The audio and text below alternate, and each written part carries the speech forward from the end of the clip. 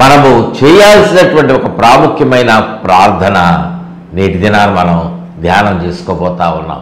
కొంతమంది వ్యక్తులు ఎలాంటి వారుగా ఉన్నారు, వారి ప్రార్థనలు ఎలా ఉన్నాయి, దేవుడు వారిని ఎలాగా ఆశీర్వదించాడు, అటువంటి జీవితం మాకు దయచే ప్రభువా, ఆ జీవితం నాకు దయచేయి నాయన అని మనం ప్రార్థించడం నేర్చుకోవాలి. ప్రియ దేవుని బిడ్డలారా, ఒక మాట మనము ఆలోచన చేస్తే, మనము మన ఇరుగు పొరుగు వారు, మనం ఉద్యోగం చేస్తూ ఉంటే మన కొలీగ్స్, వారికి మంచి టీవీ ఉంది, నాకు కూడా టీవీ ఇవ్వు ప్రభువా, అలాంటి టీవీ నాకు కావాలి నాయన. మా పక్కింటి వాళ్ళు ఒక మంచి కారు కొనుక్కున్నారు, మేము కూడా కుటుంబం అంతా వెళ్ళడానికి మాకు కూడా ఒక మంచి కారు ప్రభువా అని అడుగుతూ ఉంటాం కదా. సాధారణంగా మనము ఒక మంచి వస్తువుని కొనడానికి దేవుణ్ణి అడుగుతున్నాం, మంచి పద్ధతే అది. కానీ ఆత్మీయంగా మనము వర్ధిల్లటానికి ప్రభువా, ఫలానా వ్యక్తి లాంటి జీవితం నాకు దయచేయి ప్రభువా, అతని గురించి నువ్వు ఈ సాక్ష్యం చెప్పావు కదా, ఆ రీతిగా నా గురించి కూడా ఆ సాక్ష్యం నేను పొందుకునేటువంటి నడక నాకు దయచేయి ప్రభువా అని నువ్వు ప్రార్థన చేయాలి. నాకు దయచేయి నాయన, నాకు దయచేయని ప్రార్థించేటువంటి ఆ హృదయము మనము కలిగి ఉండాలి. మనము బైబిల్ గ్రంథంలో యోసేపు గురించినటువంటి మాటలు మనం వింటా ఉన్నాం కదా. మనం చేసేటువంటి ప్రార్థన కేవలము నోవహు అబ్రహాం గురించి మాత్రమే కాదు, ఒక యవ్వనస్తుడుగా ఉన్నటువంటి యోసేపును గురించినటువంటి జీవితము నాకు దయచేయి ప్రభువా అని నువ్వు ప్రార్థన చేసేటువంటి ఆ ఉన్నత స్థాయిలోనికి నువ్వు ఎదిగేటువంటి వానిగా ఉండాలి. యోసేపు ఎలా ఉన్నాడు? ఎదిగినటువంటి వాడుగా ఉన్నాడు. ఎట్లాగా యోసేపు యథార్థత కలిగినటువంటి వాడుగా ఉన్నాడు. ముఖ్యంగా యోసేపులో ఉన్నటువంటి ఒక మంచి గుణం ఏంటో తెలుసా? పరిశుద్ధత. యోసేపు దగ్గర నీవు నేను నేర్చుకోవాల్సినటువంటి ఒక ముఖ్యమైనటువంటి మాట, యోసేపు పరిశుద్ధమును కలిగినటువంటి వాడుగా ఉన్నాడు. పరిశుద్ధత కలిగిన జీవితాన్ని జీవించాడు. మనము నేటి దినాలలో నీవు నేనున్నటువంటి ఈ పరిస్థితులను మనము చూస్తే, మనము పాపముతో ఉన్నటువంటి లోకములో మనము జీవిస్తూ పరిశుద్ధతను కోల్పోయినటువంటి వాళ్ళంగా మనం ఉన్నాం. యోసేపు తన కుటుంబంలో ఒక ప్రత్యేకమైనటువంటి వానిగా పెరుగుతున్నటువంటి వాడుగా ఉన్నాడు. చిన్న వయసు నుండి, చిన్ననాటి నుండి చెడుతనమును విసర్జించినటువంటి స్థితిలో యోసేపు ఎదిగిన వాడుగా ఉన్నాడు. చూడండి, ఆదికాండము గ్రంథము 37వ అధ్యాయములో 2వ వచనంలో ఒక మాట, ఆ మధ్యలో వ్రాయబడినటువంటి మాట చదువుతున్నా చూడండి. అప్పుడు యోసేపు వారి చెడుతనమును గూర్చిన సమాచారము వారి తండ్రి యొద్దకు తెచ్చుచుండువాడు. విన్నారా ఈ మాట చదివింది? చూసారా బైబిల్లో? తన సోదరులు ఎక్కడైనా సరే తల్లిదండ్రులకు వ్యతిరేకంగా నడిస్తే ఆ మాట మంచిది కాదు, అలా నడవటము అది పద్ధతి కాదు, అది తప్పు అని ఆ మాటను తీసుకువెళ్ళి తండ్రికి చెప్పేవాడు. నాయనా, ఇదిగో అన్నవాళ్ళు ఎలా నడుస్తున్నారు, ఈ తప్పు చేస్తున్నారు అని చెప్పాడు. అంటే దాని అర్థం ఏంటి? ఆలోచన చేశారా? ఏదో చాడీలు చెప్తున్నాడు అనుకోవద్దు. నేటి దినాన్ని అందరూ అలానే అనుకుంటారు, వాళ్ళ అన్నలు కూడా అట్లనే అనుకోని ఉండొచ్చు. కానీ చెడుతనమును అసహించుకున్నటువంటి ఆ లక్షణము, పరిశుద్ధంగా ఉండాలి అనేటువంటి ఆ మంచి గుణమును యోసేపు బాల్య దినమున ఎందే కలిగిన వాడుగా ఉన్నాడు. మీరు కూడా మీ బిడ్డలను ఇట్లా పెంచడం నేర్చుకోవాలి. నీకు ఆ జ్ఞానం లేకపోతే దేవుణ్ణి అడుగు, ప్రభువా నా బిడ్డలను పెంచే జ్ఞానం మాకు దయచేయి ప్రభువా, నా బిడ్డలను పెంచే జ్ఞానం మాకు దయచేయి నాయనా అని దేవుని సన్నిధిలో ప్రార్థన చేయాలి. దేవుని సన్నిధిలో నువ్వు ప్రార్థన చేయాలి. బిడ్డలను పెంచాల్సినటువంటి మార్గం ఒకటి ఉన్నది కదా, ఆ మార్గంలో వాళ్ళు నడవడానికి, వారిని పెంచడానికి, నడిపించడానికి మాకు జ్ఞానం దయచేయండి ప్రభు అని తల్లిదండ్రులుగా మీ బిడ్డలను గురించి మీరు ప్రార్థన చేయాలి. దేవునికి మహిమ కలుగునుగాక. హల్లెలూయా. అటువంటి వాడు యోసేపు ఆ రీతిగా పెరిగి పెద్దవాడైపోయాడు. యోసేపును గురించినటువంటి ఆ కథ అంతా కూడా మీకు తెలుసు కదా. యోసేపు దేవుని యొక్క సన్నిధిలో ఎదుగుతూ తనకొచ్చినటువంటి స్వప్నాలను తల్లిదండ్రులకు చెప్తా ఉంటే వాళ్ళు కూడా అర్థం చేసుకోలేనటువంటి స్థితిలో ఉన్నారు. ఏంటి, మేము నీకు నమస్కారం చేస్తామా? సూర్యచంద్రులు నాకు నమస్కారం చేస్తున్నారు అంటే సూర్యచంద్రుడు తల్లిదండ్రులుగా ఉన్నటువంటి మేము నీ పాదాలు పట్టుకోవాలా? నీకు నమస్కారం చేయాలా? అన్నదమ్ములందరూ నీకు నమస్కారం చేయాలా అన్నట్టుగా వ్యతిరేకంగా మాట్లాడారు. అతనిని కొట్టి ఒక గుంటలో పడేస్తే అదంతా మీరు చదవండి. 38వ అధ్యాయము ఆదికాండం గ్రంథము చదివితే మీకు స్పష్టంగా అర్థమవుతుంది. ప్రియదేవుని బిడ్డలారా, అటువంటి రీతిగా ఉన్నటువంటి యోసేపు చివరకు ఐగుప్తు దేశానికి తీసుకుని రాబడ్డాడు. 39వ వచనంలో చదువుతున్నా చూడండి. మొదటి వచనం, 39వ అధ్యాయం మొదటి వచనం. యోసేపును ఐగుప్తునకు తీసుకుని వచ్చినప్పుడు ఫరో యొక్క ఉద్యోగస్తుడును రాజ సంరక్షక సేనాధిపతి అయిన పోతిఫరును ఒక ఐగుప్తీయుడు అక్కడికి అతని తీసుకుని వచ్చిన ఇష్మాయేలీయుల యొద్ద అతనిని కొనెను. బానిసగా అమ్మివేయబడినటువంటి స్థితిలో ఉన్నాడు యోసేపు. అంటే కొంతమంది అనుకోవచ్చు, అంటే నేను కూడా బానిసగా అమ్మివేయబడాలని కోరుకోవాలా అన్న? మీరేం చెబుతున్నారు? నాకు దయచేయి, నాకు దయచేయి, యోసేపు లాంటి జీవితం నాకు దయచేయి అని మీరు ప్రార్థన చేయమంటున్నారు కదా, దేవుణ్ణి అడగమంటున్నారు. నేను కూడా బానిసగా అమ్మివేయబడాలని మీ ఉద్దేశమా? What nonsense! అసలు మీకు జ్ఞానం ఉందా ఈ మాటలు చెప్పడానికి అని అనుకోవద్దు. యోసేపు ఎలా హెచ్చించబడ్డాడో మీరు చూస్తున్నారు. కానీ ఆత్మీయంగా యోసేపు యొక్క క్షేమాభివృద్ధి, క్షేమములో ఎంతటి అభివృద్ధిని కలిగి ఉన్నాడు, ఎంతటి ఉన్నతమైన స్థితిలో ఎదిగినటువంటి వాడుగా ఉన్నాడు, ఏమి కాపాడుకున్నాడు, ఎక్కడ పడిపోకుండా ఉన్నాడు. ఆ కోణంలో ఎందుకు మీరు ఆలోచన చేయరు? యోసేపు జీవితాన్ని మనం చూసినప్పుడు బానిసగా వెళ్ళినటువంటి యోసేపు ఆ దేశానికి ప్రధానిగా మార్చబడినటువంటి ఆ తీరును చూసి మా బిడ్డలు కూడా యోసేపులాగా ఒక గొప్ప స్థితిలో ఉండాలని మీరు ప్రార్థన చేస్తున్నారు. కానీ యోసేపుకి కలిగి ఉన్నటువంటి పరిశుద్ధత నా యవన బిడ్డకు దయచేయి ప్రభు అని ఏనాడైనా ప్రార్థన చేసావా? ప్రియ తల్లిదండ్రులారా, నా మాట కొంచెం కఠినంగా మీకు అనిపిస్తూ ఉంటాయి, కానీ ఇది నా మాట కాదు, దేవుని యొక్క మాట. నీ బిడ్డలు క్షేమంగా ఉన్నత స్థితిలో ఉండాలని నువ్వు ఉన్నటువంటి స్థలాన్ని వాళ్ళను విడిచిపెట్టి వేరే ఊరిలో చదివించవచ్చు, వేరే రాష్ట్రానికి పంపించి చదివించవచ్చు. వాళ్ళు ఎంఎస్ చేయాలంటే ఆస్ట్రేలియా పంపించవచ్చు, యూకే పంపించవచ్చు. ఎక్కువగా నేను దినాన వెళ్తున్నటువంటి యవనస్తులు వెళ్తున్నటువంటి దేశము అమెరికా. అమెరికాకు పంపించవచ్చు. ఉన్నటువంటి ఆస్తులను అమ్మేసు బ్యాంకులో లోన్ పెట్టుకోను ఏదో ఒక రీతిగా నా బిడ్డ అమెరికా వెళ్ళాలి, అక్కడ చదువుకోవాలి, అక్కడ ఉద్యోగం చేయాలి, లక్షాధికారి కాదు కోటీశ్వరుడు కావాలి, 3-4 కోట్లు పెట్టి ఒక ఇల్లు కొనుక్కొని అక్కడే కట్టుకొని అక్కడే సెటిల్ అయిపోవాలి, అక్కడే ఉండిపోవాలి. అక్కడ వీకెండ్కి పబ్బులకి పార్టీలకి వెళ్తూ తాగి తందనాలాడాలని ఆలోచన చేస్తున్నారు. కానీ అంత దూరం వెళ్ళాడు నా బిడ్డ. అతడి జీవితం ఎలా ఉంది?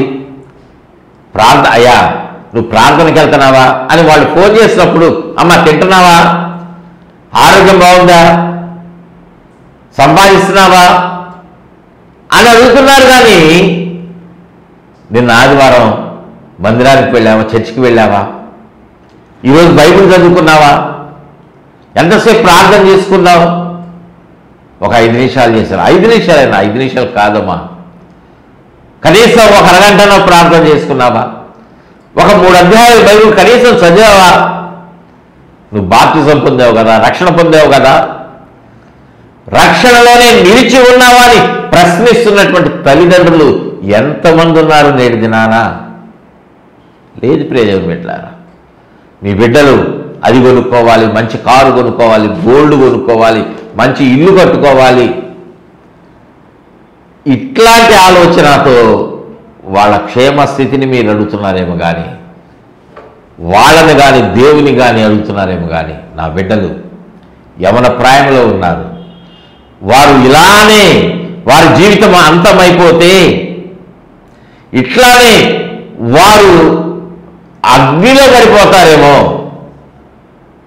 అగ్నిలో వారు కాలిపోతూ ఉంటారేమో, నరకంలో ఉంటారు కదా. ప్రభువా, ఆ బాధలు లేకుండా వారిని రక్షించు ప్రభువా అని వారి కొరకు ప్రార్థన చేస్తున్నారా? ప్రార్థన నువ్వు చేయటం కదా, వాళ్ళకి చెప్పారా? అయ్యా, సిగరెట్ తాగుతున్నావు, మందు తాగుతున్నావు, మానేసే, వద్దు. అది ఆరోగ్యానికే కాదు, నీ యొక్క ఆత్మ సంబంధమైనటువంటి ఆరోగ్యం కూడా అది పాడు చేస్తుంది. అపవాది నిన్ను సులువుగా చిక్కులు పెట్టేటువంటి పాపం కదా అది. నిన్ను క్రమంగా క్రమంగా ఊబిలోకి రాకి వెళ్ళిపోతూ ఉంటుంది. డ్రగ్స్కి అలవాటైపోతూ ఉన్నారు నేటి దిన. మత్తు పదార్థాలకు ఎంజాయ్ చేస్తాం. చాలామంది అంటారు, మీకు ఎంజాయ్ చేయడం తెలియదు అనుకోదు. అన్న, మీకు ఎంజాయ్ చేయడం తెలియదు, ఎప్పుడు దేవుడు దేవుడు అంటారేంటి, ప్రార్థన అంటారేంటి? మా వయసు ఎంతో తెలుసా? 25 సంవత్సరాలు కూడా లేవు. ఎప్పుడు మేము అనుభవించాలి? ఇంకా ఎప్పుడు ఈ లోకంలో మేము సంతోషపడాలి? ఈ లోకంలో నువ్వు సంతోషపడితే ఆ తర్వాత శాశ్వత కాలము, ఇది కొద్ది కాలమే. దేవుడు ఇచ్చినటువంటి ఆయుష్ 70 సంవత్సరాలు, అధిక బలం ఉంటే 80 సంవత్సరాలు. అది కూడా ఆయాసముతో దుఃఖంతో కూడుకున్నటువంటి జీవితము ఈ లోకంలో కొద్దిపాటిది అయినా ఆ తర్వాత ఉండేటువంటి యుగ యుగంలో ఉండేటువంటి కాలము, జీవితం ఉన్నది, అది ఎలా ఉంటుంది? అగ్నిలో కాలుతూ నీ ఆత్మ చావనటువంటి పరిస్థితుల్లో నీ జీవితము ఉంటుందేమో. జాగ్రత్త, అది భయంకరమైనటువంటి పరిస్థితి. అందుకని నువ్వు ఎలా ఉండాలంటే పరిశుద్ధతను కాపాడుకోవాలి. నేటి దినాన పాపము చేయటానికి పరిగెత్తుతూ ఉన్నారు ప్రజలు, యవనస్తులు పరిగెత్తుతూ ఉన్నారు. డబ్బులు ఎక్కువగా ఉండి తల్లిదండ్రుల సంపాదన వల్ల కానీ, వారి ఉద్యోగాల వల్ల కానీ, వ్యాపారాలు దేవుడు ఆస్వాదించడం వల్ల ఏ రీతిగానైనా కానీ వారు విచ్చలవిడితనంగా బ్రతుకుతూ కోరికలను తీర్చుకోవడానికి పరిగెత్తా ఉన్నారు. యోసేపు అట్టి రీతిగా ఉన్నటువంటి వాడు, చాలా అందగాడు. రాయబడినటువంటి మాట 6వ వచనము 39వ అధ్యాయము ఆదికాండం గ్రంథము 6వ వచనంలో రాయబడినటువంటి మాట, యోసేపు రూపవంతుడును సుందరుడునై ఉండెను. చాలా అందంగా ఉన్నాడు యోసేపు. కానీ అతని యొక్క యజమానురాలు, ఆమె ఇంట్లో ఎవరు లేనటువంటి స్థితిలో అతన్ని పట్టుకొని తనతో పాపం చేయమని, సేవించమని అతన్ని ఒత్తిడి చేసింది. చూడండి ఆ మాట అక్కడ వ్రాయవలసినటువంటి మాట ఆ 7వ వచనంలో 39వ అధ్యాయం ఆదికాండం గ్రంథంలో. అటు తర్వాత అతని యజమానుని భార్య యోసేపు మీద కన్ను వేసి తనతో శయనించమని చెప్పాను. యోసేపులో ఆలోచన లేదు, కానీ ఆమె అతనితో పాపము చేయమని ఎంకరేజ్ చేస్తా ఉంది. నేటి దినాన పాపము చేయడానికి పరిగెత్తుతా ఉన్నారు. విచ్చలవిడిగా శరీరాలను అమ్ముకుంటా ఉన్నారు. విచ్చలవిడిగా శరీరంలో కలిగినటువంటి కోరికలను తీర్చుకోవడానికి పరిగెత్తుతా ఉన్నారు. నా మాట అర్థం చేసుకోండి ప్రియదేవుని బిడ్డలారా. అది వ్యభిచారం మాత్రమే కాదు, తాగుడు మాత్రమే కాదు, రకరకాలుగా వాళ్ళు బానిసలైపోతా ఉన్నారు శరీరాన్ని సుఖపెట్టడం కోసం. వయసు నిమిత్తం లేకుండా చిన్న పిల్లలు మొదలుకొని హై స్కూల్ స్టూడెంట్స్ నుంచి వృద్ధుల వరకు ఈ రీతిగా వెళుతున్నటువంటి దినాల్లో అపవాది నడిపిస్తూ ఉన్నాడు. అంటే వాళ్ళు పాపం చేస్తూ ఉన్నారంటే అర్థమేంటి? పాపము చేసి దేవుని సన్నిధిలో నిలబడగలరా? ప్రభు ఎలా ఉన్నారు? ఆయన పరిశుద్ధుడుగా ఉన్నాడు. ఆయన కూడా ఈ లోకంలో జీవించాడు కదా. వ్యభిచారముతో పట్టబడినటువంటి ఎవరి బిడ్డలను, స్త్రీలను ఆయన ఆ వ్యభిచార పాపం నుంచి విడిపించాడు కదా. వారి కళ్ళు తెరిపించాడు కదా. వారి పాపాలు క్షమించబడ్డాయి కదా. అంటే నాటి దినాలు కూడా యేసయ్య లోకంలో జీవించినటువంటి దినములలో కూడా ఈ పాపం అనేటువంటిది ఉన్నది, దొంగతనం అనేటువంటిది ఉన్నది, లోకాశలు అనేటువంటివి ఉన్నాయి. కానీ లోకములో ప్రభువు జీవించారు, కానీ లోకముతో ప్రభువు జీవించలా. దేవునికి మహిమ కలుగును గాక. హల్లెలూయా. ఆయన నీటి గుంటలో ఉన్నాడు, కానీ అక్కడ ఉన్నటువంటి ఆ నీరు, ఆ అపరిశుద్ధత అనేటువంటిది, అక్కడ ఉన్నటువంటి ఆ జీవితము తనకు అంటకుండా జీవించాడు. పరిశుద్ధంగా ఉన్నాడు. ఏమాత్రము మలినము కాలా ప్రభువారు. శరీరాన్ని కాపాడుకున్నారు, ఆత్మీయ స్థితిని కాపాడుకున్నారు.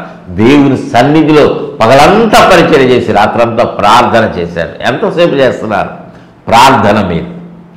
ఎంత సమయము దేవుని సన్నిధిలో గడుపుతా ఉన్నారు? ప్రియ దేవుని బిడ్డలారా, నెల దినములు మనం పనిచేసిన తర్వాత మనం ఏం చేస్తామంటే 1వ తారీఖు ఇప్పుడు వస్తుందా, జీతం ఇప్పుడు వస్తుందా అని ఎదురు చూస్తాం.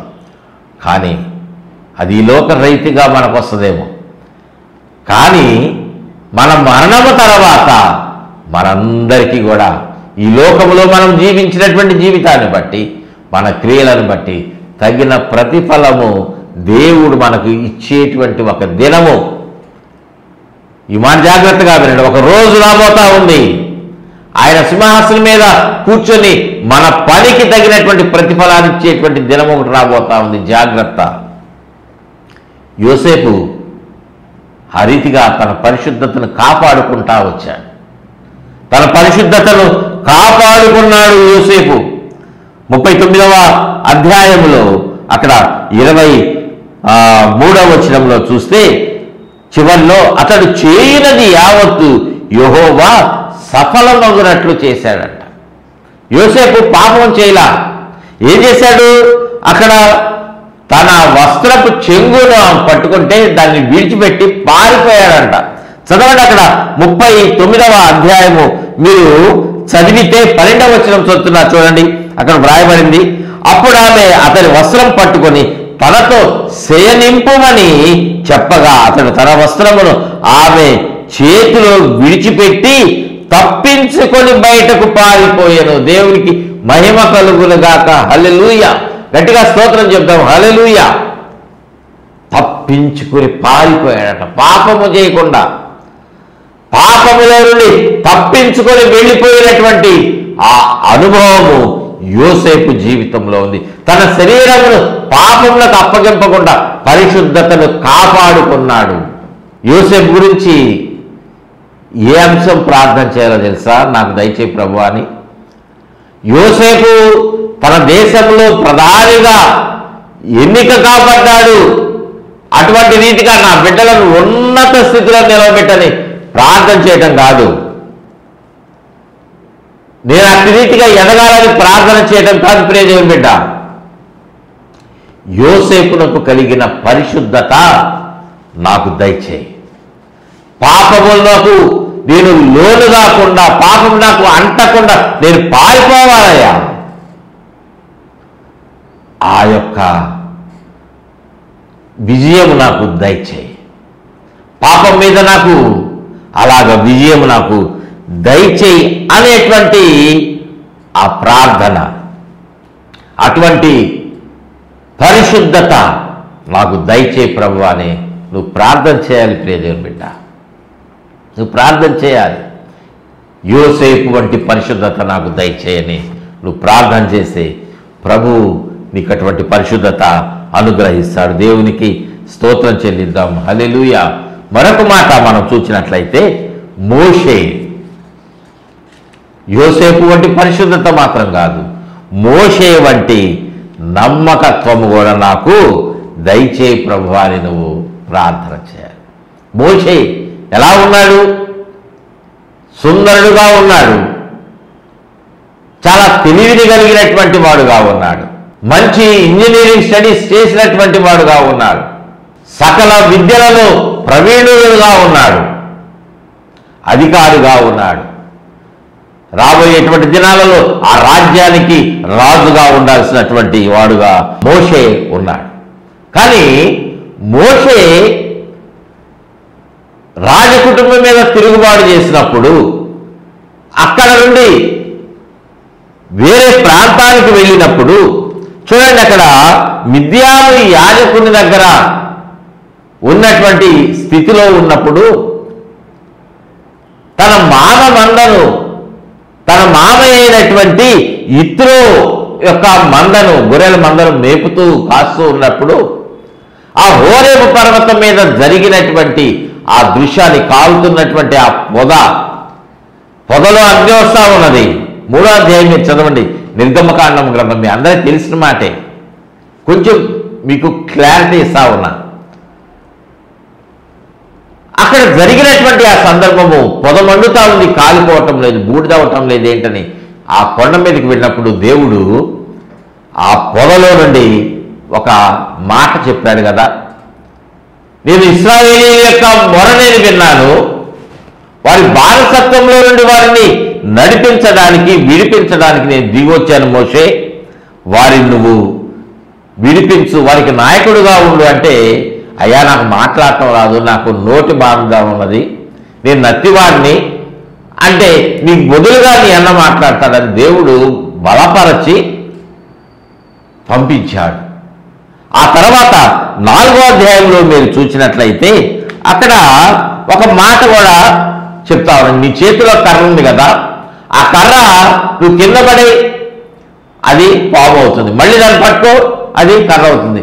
ఇట్లాగా ఈ కర్రతోటి దేవుడు నీకు తోడుగా ఉంటాడు అన్నట్లుగా ఆ కర్రను తీసుకొని నువ్వు బయలుదేరి వెళ్ళు అని చెప్పినప్పుడు నిర్గమకాండం గ్రంథం 4వ అధ్యాయము 20వ వచనము చివరిలో అక్కడ వ్రాయబడింది, మోషే దేవుని కర్రను తన చేత పట్టుకొని పోయాను.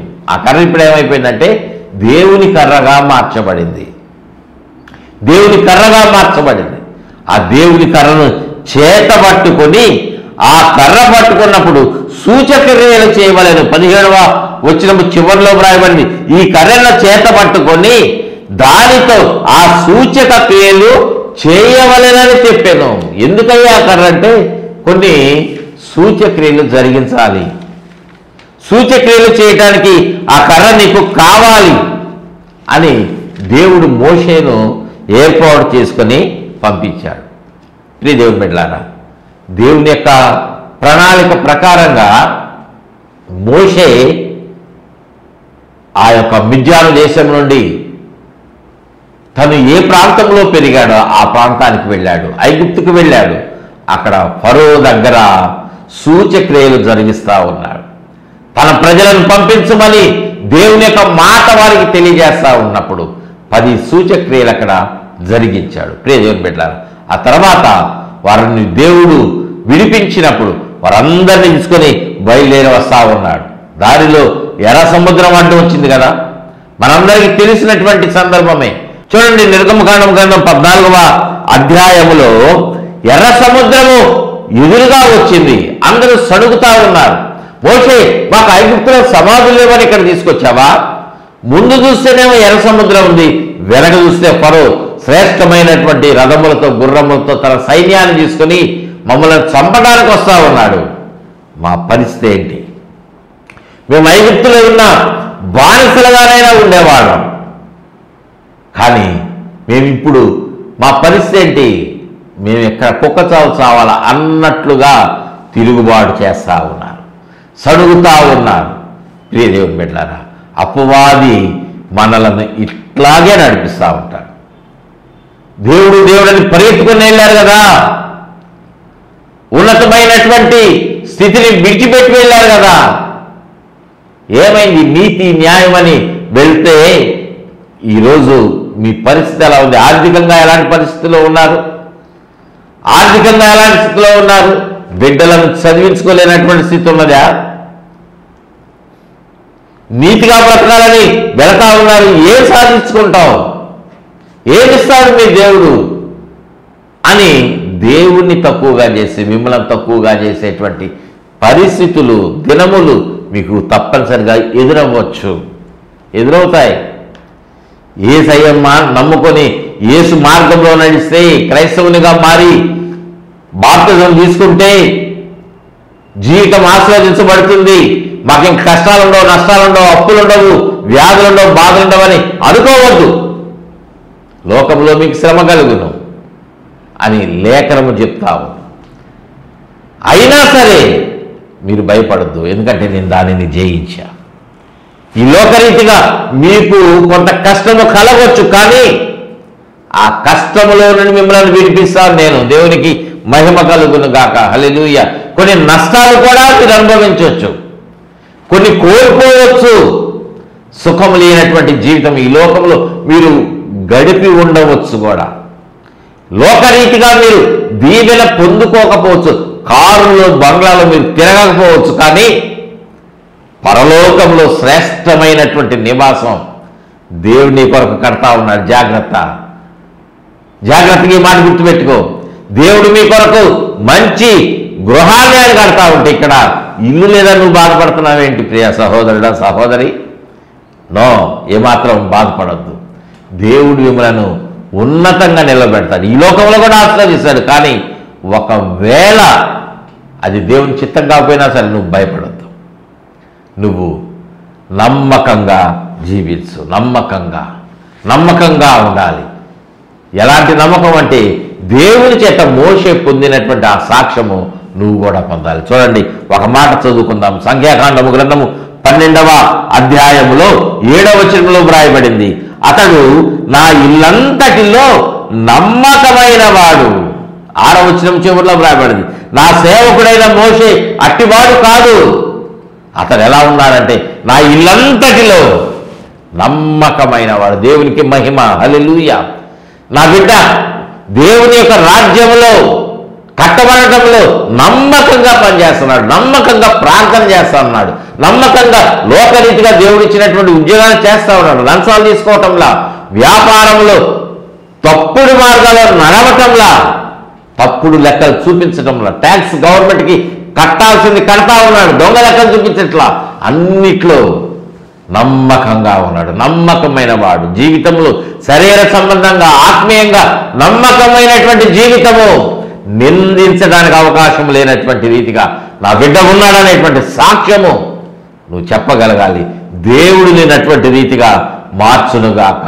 ఆమేన్. ఈ ప్రార్థన నువ్వు చేయి, నాకు దయచేయి ప్రభువా. మోషే వంటి నమ్మకమైన జీవితము, ఆ సాక్ష్యము నాకు దయచేయి. యోసేపు వంటి పరిశుద్ధమైన జీవితము నాకు, మా బిడ్డలకు దయచేయి ప్రభు అని ప్రార్థన చేయి. దేవుడు మీ ప్రార్థన ఆలకించి అటువంటి ఉన్నత స్థితిలో మిమ్మల్ని నిలబెట్టునుగాక. ఆమె చిన్నమాట ప్రార్థన చేసుకుందాం. ప్రేమ కలిగిన తండ్రి, పరిశుద్ధుడా మీకు వందనాలు. మా తండ్రినైనా ఈ యొక్క మాటలు విన్నటువంటి ప్రతి ఒక్కరి జీవితంలో ఒక ఆలోచన మీరు కలుగజేసి, లోకరీతిగా దీవెన కొరకు మాత్రమే కాదు కానీ ఆత్మీయ జీవితంలో మాకు ఆశీర్వాదం దయచేయండి ప్రభువా. నన్ను దీవించండి, నాకు దయచేయి ఆశీర్వాదము, ఆత్మ సంబంధమైన దీవెన నాకు దయచేయి ప్రభువా అని ప్రార్థిస్తున్న ప్రతి ఒక్కరి ప్రార్థన మానకు అంగీకరించి ఆశీర్వదించి ఉన్నత స్థితిలో నిలబెట్టమని, కార్యక్రమం స్పాన్సర్ చేసిన బిడ్డను కూడా దీవించి ఆశీర్వదించమని మీకే సమర్పించుకుంటే యేసయ్యనామమున అడిగి వేడుకుంటున్నాం తండ్రి. ఆమేన్, ఆమేన్, ఆమేన్. తండ్రి దేవుని ప్రేమ, ప్రభు రక్షకుడు యేసుక్రీస్తు వారి కృప, పరిశుద్ధాత్మ దేవుని యొక్క అన్యోన్యమైన సహవాసం సదాకాలం తోడుగా ఉండి నడిపించి బలపరచి వర్ధల చేయునుగాక. ఆమేన్, ఆమేన్, ఆమేన్. God bless you all.